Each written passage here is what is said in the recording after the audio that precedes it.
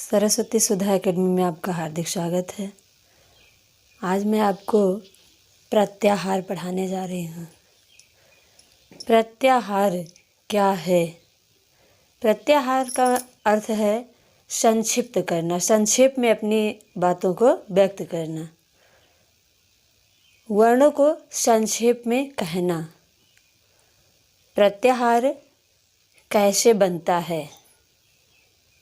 प्रत्याहार बनाने के लिए हमें पाणिनि के 14 माहेश्वर सूत्रों की आवश्यकता होती है।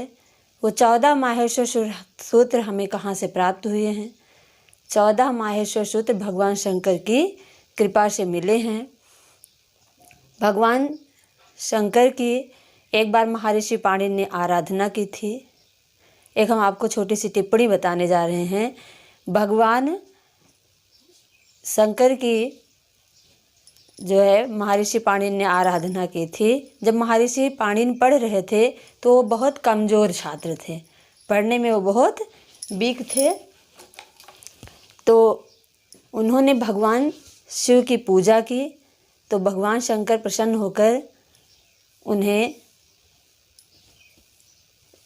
प्रसन्न हुए। उन्होंने तांडव नृत्य किया तो 14 बार 9 पंचवारम यानी 9 और 5 14 बार उन्होंने अपने डमरू को बजाया।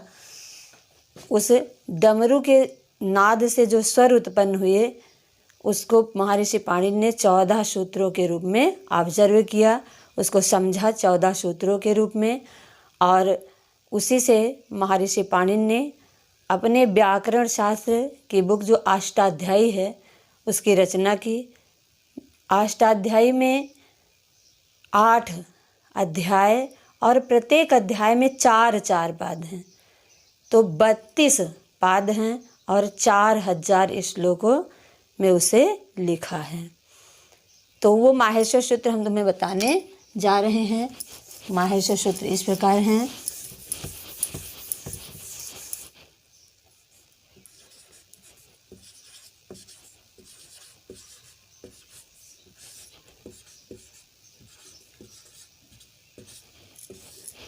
इसके संबंध में एक श्लोक है। नृत्यावसाने नटराज राजो ननाद ढक्काम 9 पंचभारम उधर्व कामास्तु सनकादि सिद्धान एतद विमर्शे शिवसूत्र जालम। तो भगवान जो यहाँ ढक्का शब्द है, ढक्का मीन्स होता है डमरू, और नटराज का प्रयोग किया गया है भगवान शंकर के लिए। जब महर्षि पाणिनि से भगवान शंकर प्रसन्न हुए तो उन्होंने जब अब डमरू बजाया तो उस डमरू को संस्कृत में ढक्का बोलते हैं। तो उस डमरू से ये जो हम लिखने जा रहे हैं, बताने जा रहे हैं तुम्हें, ये 14 ध्वनियाँ निकली। जैसे कोई भी चीज़, जैसे हम कोई सामान लिए हैं गिर गया तो हम कहते हैं खन्न से गिर गया। कोई भी वस्तु, जैसे हम चल ही रहे हैं गिर पड़े, लोग कहते हैं घप से गिरे। ऐसे ये सब ध्वनि हैं। इसी प्रकार जब भगवान शंकर डमरू बजाए तो महर्षि पाणिनि ने उसको ऑब्जर्व किए कि पहली बार बजा तो जो है उसको जो है समझे आयूढ़, फिर बजा फिर समझे रीलरिक। तो इसी प्रकार जिस प्रकार भगवान शंकर ने 14 बार डमरू बजाए, उस 14 बार के डमरू की ध्वनि को जो है पाणिनि ने इन सूत्रों के रूप में समझा। पहला क्या है?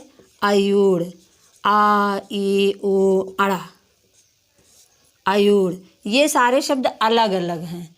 पढ़ने की सरलता से हम इन्हें एक में करके पढ़ते हैं। आयूढ़, रीलरिक, एओंग,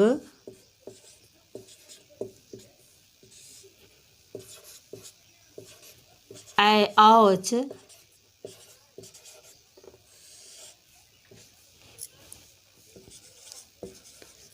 हयवरट,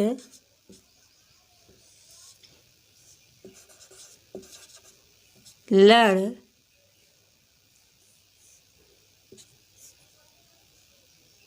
यमंगड़नम,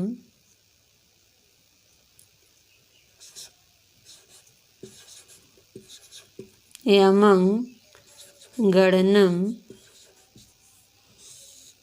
झभय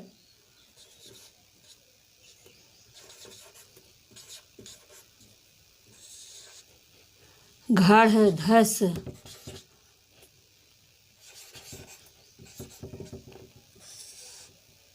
घड़धस जब गड़दस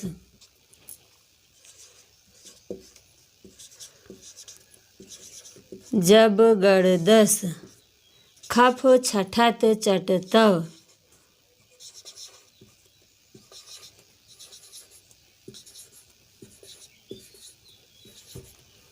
खफ छठत चटतव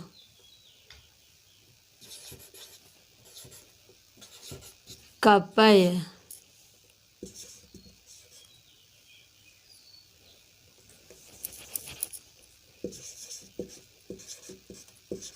कपय सससर हल। देखो ये 14 सूत्र अयूड़ रिल रिक एओंग ऐच हैवरट लड़ यमंगणम झभय घड़धस जब गड़दस खप छठत चटतव कपय सस्सर हल। ये 14 माहेश्वर सूत्र हैं। इसे माहेश्वर सूत्र भी कहते हैं, इसे पाणिनि सूत्र भी कहते हैं। ये भगवान शंकर के डमरू से उत्पन्न हुआ है, इसलिए इसको माहेश्वर सूत्र कहते हैं। महर्षि पाणिनि ने इसे अष्टाध्यायी नामक ग्रंथ को लिखा, इसलिए इसे पाणिनि सूत्र भी कहते हैं। इन्हीं 14 सूत्रों से महर्षि पाणिनि ने अष्टाध्यायी नामक ग्रंथ लिखा और इसी से हम प्रत्याहार बनाएंगे। जो ये लास्ट में ये अंतिम शब्द दिया गया है, ये अंतिम शब्द हमारा इत संज्ञक है। क्या है? इत संज्ञक है।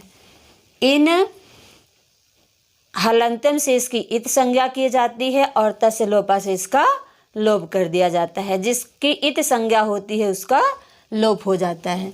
तो जो ये लास्ट के इत संज्ञक वर्ण दिए गए हैं, इन इत संज्ञक वर्णों का प्रयोग केवल प्रत्याहार बनाने के लिए किया जाता है। अभी हमने बताया आपको, प्रत्याहार का मतलब होता है संक्षिप्तीकरण, संक्षेप में लिखना। जैसे हमें अयूड़ और रिलरी को एक साथ बोलना है तो हम क्या कह देंगे? अक। क्या कह देंगे? अक। उस अक के अंतर्गत आ, ई, उ, री और लरी सभी वर्ण आ जाएंगे।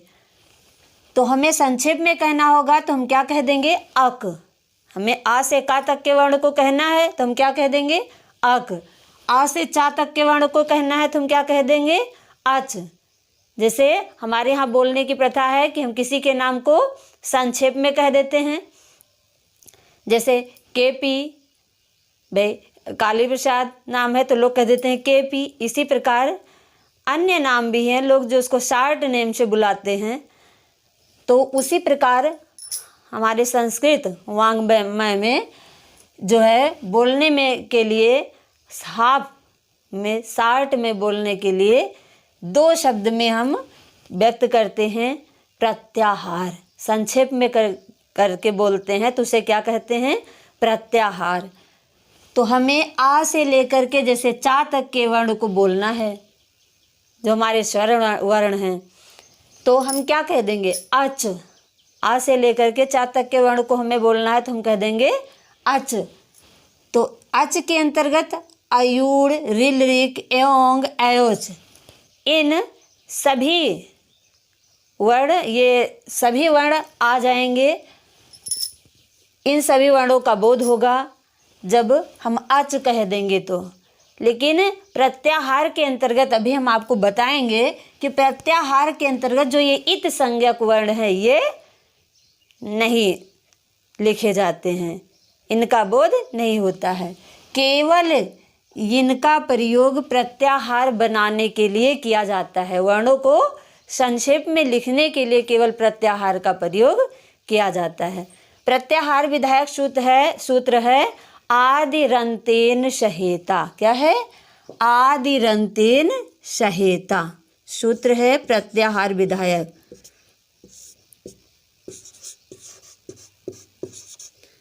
आदि रंतेन सहेता। ये हमारा प्रत्याहार बनाने का सूत्र है। इसका अर्थ है, इसको हम अलग करके आपको समझा देंगे। आदि अंतेन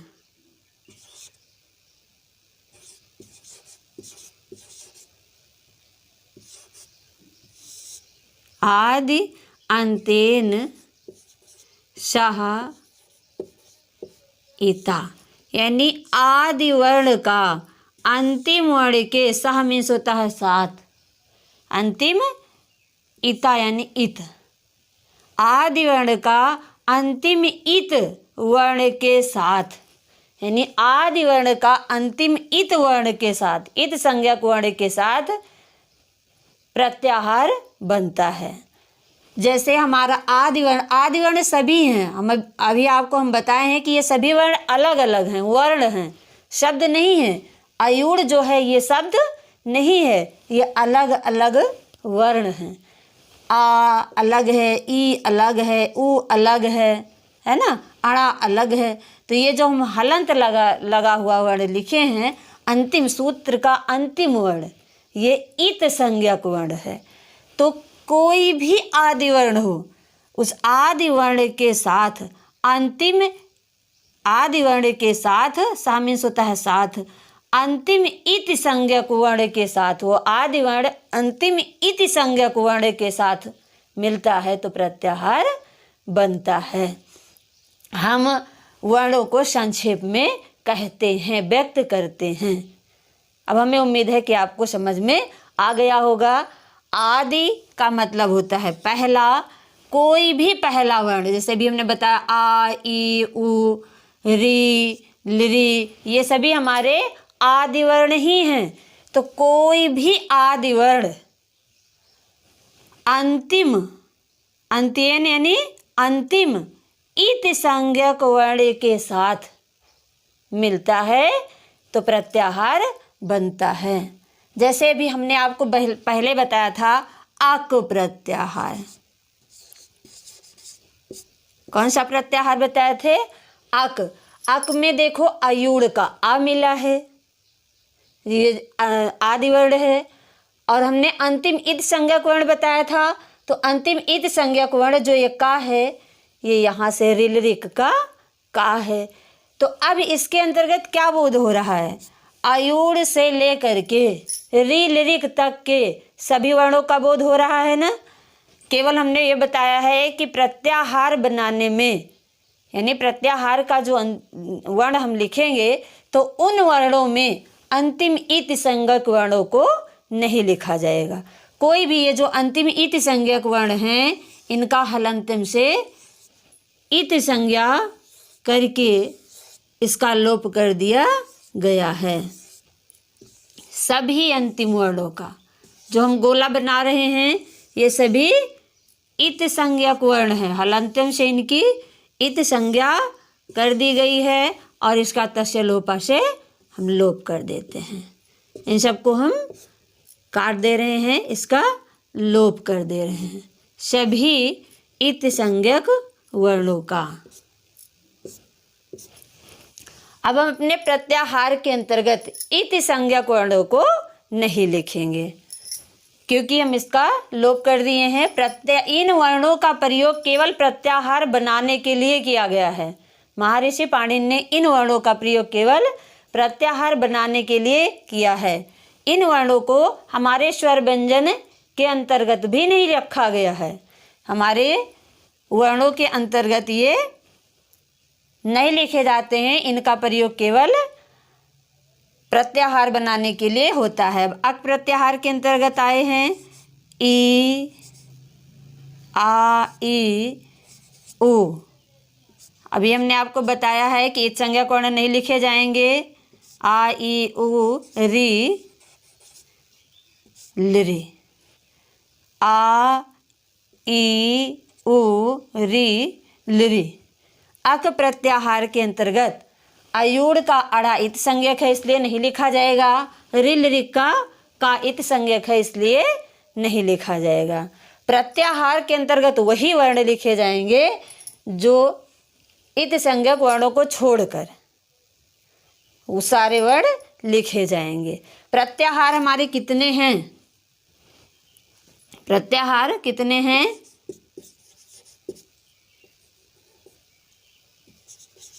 प्रत्याहार कितने हैं? महर्षि पाणिनि ने 42 प्रत्याहार बनाए। सूत्र कितने हैं? माहेश्वर सूत्र 14 हैं। प्रत्याहार कितने हैं? 42। महर्षि पाणिनि ने प्रत्याहार 42 बनाए हैं।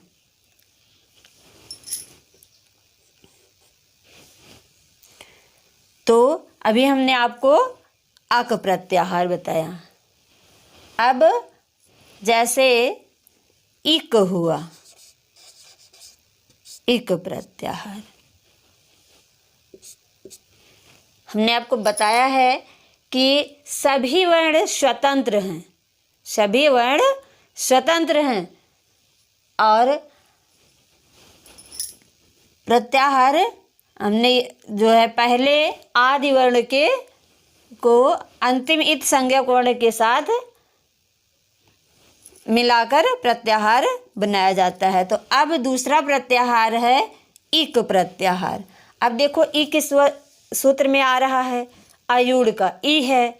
जरूरी नहीं है कि वो पहला ही वर्ण रहे, आदि वर्ण जरूरी नहीं है कि वो पहला ही वर्ण रहे, सूत्र का पहला ही वर्ण रहे, ये कोई जरूरी नहीं है, क्योंकि सभी वर्ण स्वतंत्र हैं, सभी वर्ण स्वतंत्र है, सभी वर्ण आदि हैं।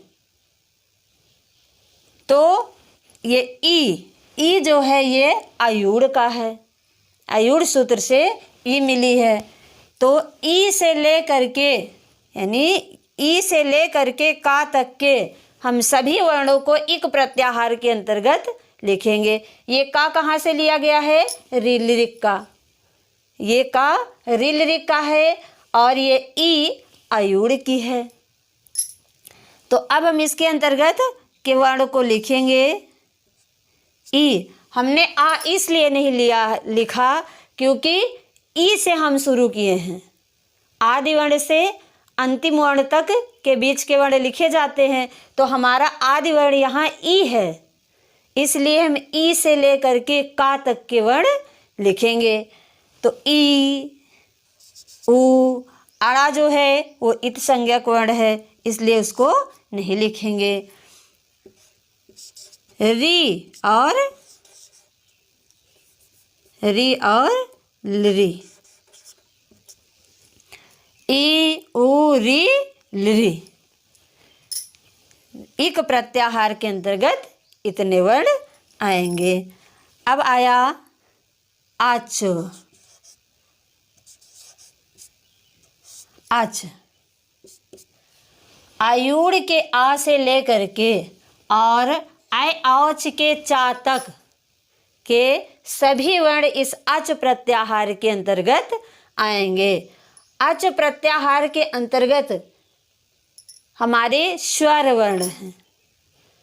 आयुड़ के आ से लेकर के ऋलिक के का तक हाश्व स्वर हैं और आयुड़ के आ से लेकर के ऐ औच के चा तक हमारे पूरे 9 वर्ण हैं, स्वर वर्ण। अच प्रत्याहार भी कोई पूछे, जैसे इंग्लिश में ABCD ये सब ए से लेकर के जेड तक वर्ण पढ़े जाते हैं, लेकिन हमको अगर पढ़ना है तो हम उसको शॉर्ट में भी जल्दी से भी पढ़ सकते हैं। जैसे क्या पढ़ेंगे? अल प्रत्याहार के अंतर्गत हमारे सभी स्वर और व्यंजन वर्ण सभी वर्ण आ जाएंगे। स्वर हमें कहना है तो हम क्या कह देंगे? अच। इंग्लिश में 5 वर्ण AEIOU लोग पढ़ते हैं, तो उनको पढ़ने में समय लगेगा, लेकिन हम कैसे पढ़ेंगे? हम कह देंगे अच। हम जल्दी से क्या कह देंगे? अच। तो हम अपने स्वर को जल्दी व्यक्त करेंगे। तो जल्दी व्यक्त करने के लिए, संक्षिप्त में व्यक्त करने के लिए हमारे यहाँ प्रक्रिया प्रत्याहार है।